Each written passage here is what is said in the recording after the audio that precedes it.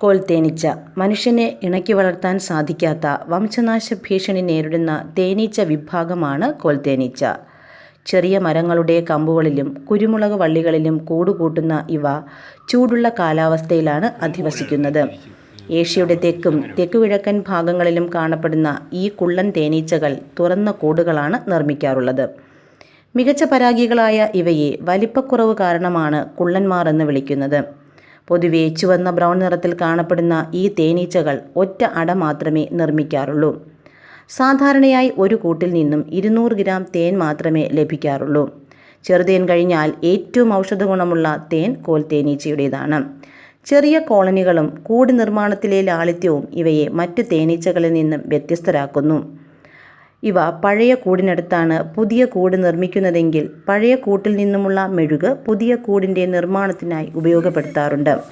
മറ്റൊരു തേനീച്ച വിഭാഗത്തിലും കാണാൻ കഴിയാത്ത സ്വഭാവ സവിശേഷതയാണിത്. കോൽ തേനീച്ചകൾ പൊതുവെ ശാന്ത സ്വഭാവക്കാരാണ്. ഇവ സ്ഥിര താമസക്കാരല്ലാത്തതിനാലാണ് മനുഷ്യനെ ഇണക്കി വളർത്താൻ സാധിക്കാത്തത്.